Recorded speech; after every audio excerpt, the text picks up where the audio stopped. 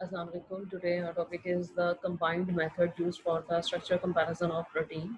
इसके अंदर जो है वो आप लोग दो मेथड पहले पढ़ चुके हो, intermolecular method and intramolecular method. Combined method जो है it is the hybrid approach, जो कि आपकी इंटरमोलिकुलर और इंट्रामोलिकुलर मेथड दोनों का हाइब्रिड जनरेट करके की गई है।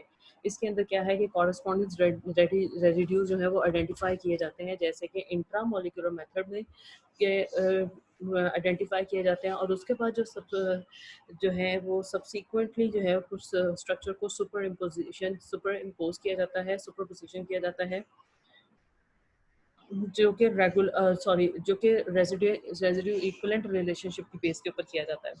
उसके अलावा इसके अंदर जो है वो RMSD from intermolecular method use की जाती है। अब उसके साथ साथ इसके अंदर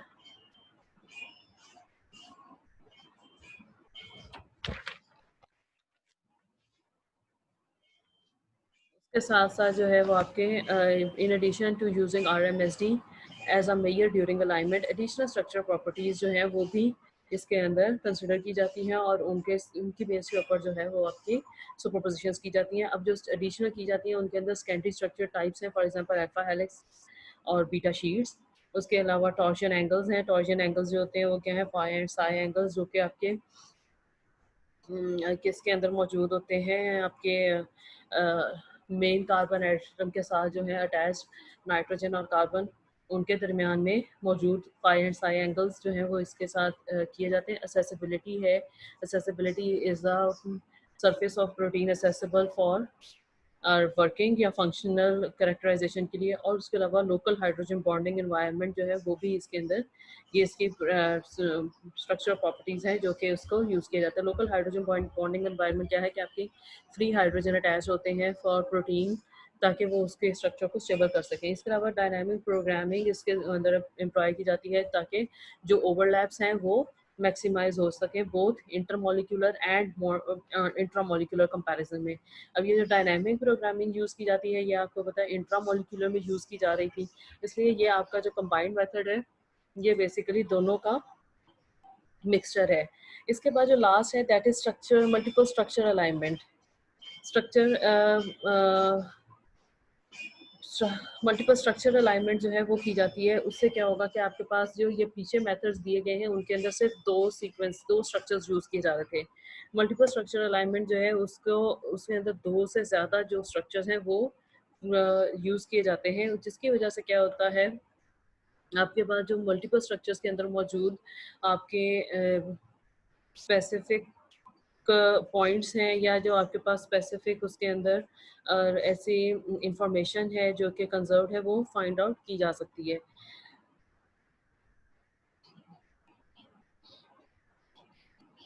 In addition to pairwise alignment, a number of algorithms can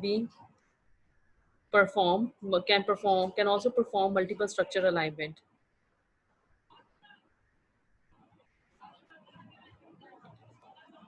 आपके जो अलाइनमेंट है, अलाइनमेंट स्ट्रेटजी जो यहाँ पे यूज़ की जाती है वो सिर्फ आपके कुछ एल्गोरिदम ऐसे हैं जो कि मल्टीपल स्ट्रक्चर अलाइनमेंट करते हैं। The alignment strategy is similar to the क्लस्टॉल sequence alignment using a progressive approach. अब क्लस्टॉल सीक्वेंस अलाइनमेंट है वो सीक्वेंस अलाइनमेंट प्रोग्राम है। इसी तरह का स्ट्रक्चर अलाइनमेंट प्रोग्राम अपनाया गया है, जो कि आपके यहाँ इसके अंदर जो है प्रोग्रेसिव अप्रोच जो है वो यूज़ करता है। प्रोग्रेसिव अप्रोच जो है ये मल्टीपल अलाइनमेंट की एक अप्रोच है, जिसके अंदर प्रोग्रेसिवली आहिस्ता आहिस्ता से उसको इंक्रीज किया जाता है और बार बार चेक किया जाता है कि जहाँ पर बेहतर अलाइनमेंट आ सके। That is all structures are first compared in pairwise fashion, जिसके अंदर सबसे पहले जो है पेयर वाइज फैशन के अंदर उनको कंपेयर किया जाता है, यानी कि दो को पहले कंपेयर किया जाता है, उसके अगेंस्ट उसकी एक प्रोफाइल कह लो आपके जनरेट की जाती है, या आप कह लो कि उसको एक सीक्वेंस कंसिडर करके फिर नेक्स्ट के साथ कंपेयर किया जाता है, थर्ड वन के साथ, फिर उन तीन के को एक सीक्वेंस कंसिडर करके फोर्थ के साथ किया जाता है, and so on. A distant matrix is developed इसी बेस के ऊपर जो है वो डिस्टेंस मैट्रिक्स जो है वो बनाया जाता है based on structure similarity score such as RMSD. जहाँ पर आपका स्ट्रक्चर सिमिलर आ रहा है वहाँ पर आरएमएसडी जो कि लोअर होगी उसकी बेस के ऊपर यहाँ पर एक डिस्टेंस डिस्टेंस मैट्रिक्स बन जाता है। दिस बनाया जाता है। This allow us construction of a phylogenetic tree. इसकी वजह से फाइलोजेनेटिक ट्री जो है उसकी कंस्ट्रक्शन हो जाती है विच guides the subsequent clustering of the structure, और उसकी वजह से सब्सिक्वेंटली जो है क्लस्टर्स हैं स्ट्रक्चर के क्लस्टर्स हैं वो बनाने आसान हो जाते हैं। The most similar two structures are then aligned. फिर उसके बाद जो ज़्यादा सिमिलर स्ट्रक्चर्स आ रहे हैं उनको अलाइन किया जाता है, सॉरी दोबारा से अलाइन किया जाता है। फर्स्ट टाइम अलाइन वो हो गए पेयर वाइज फैशन में, अब दोबारा अलाइन किए जाते हैं। फिर उसके बाद उनके अंदर उनका मीडियन स्ट्रक्चर क्रिएट किया जाता है। मीडियन स्ट्रक्चर जो है वो ऐसा स्ट्रक्चर होगा जो जिसकी वजह से बाकी तमाम जो स्ट्रक्चर्स हैं वो इजीली कंपेयर हो सकते हैं या उनको प्रोग्रेसिवली ऐड किया जा सकता है। अब यहाँ पर क्या होगा कि जो मीडियन स्ट्रक्चर बनाया जाता है वो मीडियन स्ट्रक्चर ऐसा होगा कि दो जो मोस्ट सिमिलर थे उनको देखते हुए बनाया गया है। अब जो बाकी जिनके अंदर थोड़ी थोड़े डिफरेंसेस आ रहे हैं वो उसके अकॉर्डिंगली, जिसके अंदर कम डिफरेंस है वो उस मीडियन स्ट्रक्चर के साथ फाइलोजेनेटिक एनालिसिस में या आप कह लो कि ट्री में ज़्यादा करीब होगा, जिसमें थोड़ा उससे ज़्यादा हो गया वो ट्री में थोड़ा और दूर हो जाएगा।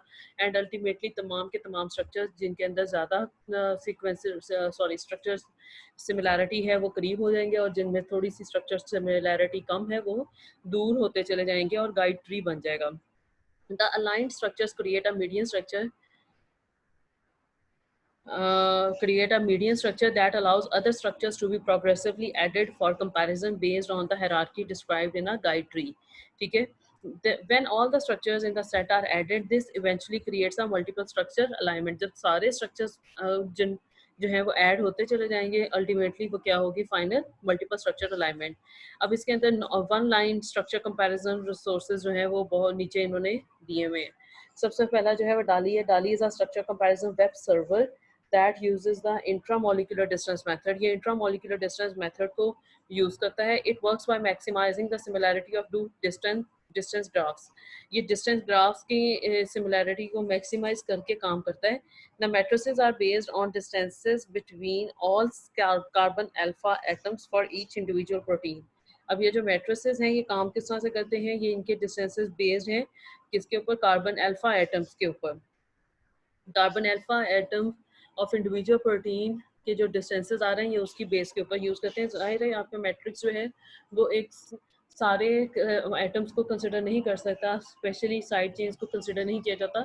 मेन जो बैकबोन है उसी को कंसिडर किया जाता है। उसमें भी आपको पता है कार्बन अल्फा अगर नहीं है आपके अमाइनो एसिड्स के पास तो amino acid can not exist.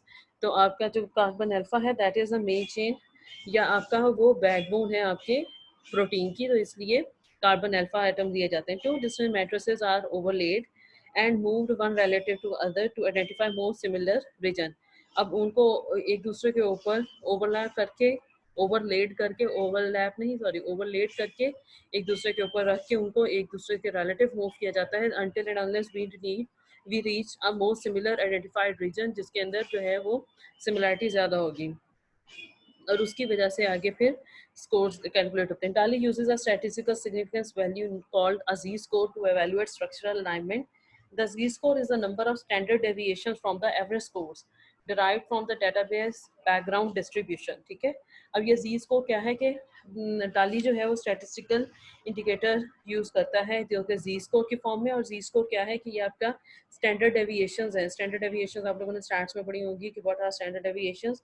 ये वो स्टैंडर्ड डेविएशंस हैं जो कि एवरेज स्कोर से ड्राइव की गई हैं और इनको डेटाबेस के बैकग्राउंड की डिस्ट्रीब्यूशन के अकॉर्डिंग कैलकुलेट किया जाता है कि डेटाबेस का जो डाटा है उसके अकॉर्डिंग कहाँ पर एग्जिस्ट कर सकता है आपका स्ट्रक्चर। ठीक है, the higher the Z score when comparing a protein structure the less likely the similarity be present, the less likely the similarity observed is a result of a random chance. जैसे जैसे आपका जी score ज़्यादा होता जाएगा वहाँ पर वो indicate करता है कि आपका ये जो सीक्वेंस है ये ऐसे ही मैच नहीं कर गया, instead it has a significant structure similarity.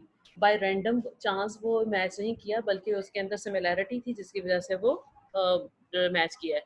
Empirically a Z score greater than 4 indicates a significant level of structure similarity. जो आपका जी स्कोर ग्रेटर देन 4 है वो आपके लेवल स्ट्रक्चर सिमिलैरिटी के लेवल को का सिग्निफिकेंस को शो करता है कि वो ज़्यादा है। The web server is at the same time a database that contains Z scores of all pre computed structure pairs of proteins in PDB. इसके अलावा इसके ये आपका जो डेटाबेस है ये आपका ऑलरेडी एक सॉरी ये वेब सर्वर जो है इसके पास एक ऑलरेडी डेटाबेस भी मौजूद है जो इसने कहाँ से बनाई हुई है, जी स्कोर्स की डेटाबेस है जो कि इसने पीडीबी से तमाम स्ट्रक्चर्स लेके उनको कंपेयर करके पेयर्स को फिर बनाया हुआ है। The user can upload a structure to compare it with all known structures और perform a pair wise comparison of to uploaded structures. ये दोनों तरह से काम कर सकता है, या तो यूज़र जो है सिर्फ अपना स्ट्रक्चर अपलोड करके कंपेयर कर ले विद नो स्ट्रक्चर्स, या फिर वो पेयर वाइज कंपैरिजन जो है वो परफॉर्म करवा ले बिटवीन टू अपलोडेड, यानी कि जो गिवन सीक्वेंसेस हैं उन्हीं के दरमियान, सॉरी गिवन स्ट्रक्चर्स। नेक्स्ट है CE combinatorial extension, ठीक है, is a web based program that uses the intramolecular distance approach। ये भी आपके इंट्रामोलिकुलर डिस्टेंस अप्रोच यूज करता है जस्ट लाइक डाली। however unlike डाली a type of heuristic is used। डाली की तरह इंट्रामोलिकुलर मेथड यूज करता है, लेकिन डाली से फर्क है इसके अंदर क्या कि ये ह्यूरिस्टिक मेथड यूज करता है। In this method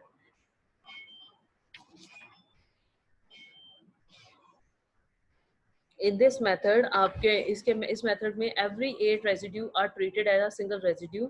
her 8 residue को एक से रेजिड्यू की तरह कंसीडर किया जाता है, एक रेजिड्यू कंसीडर किया जाता है। The C alpha distance matrix are constructed at the level of octamer.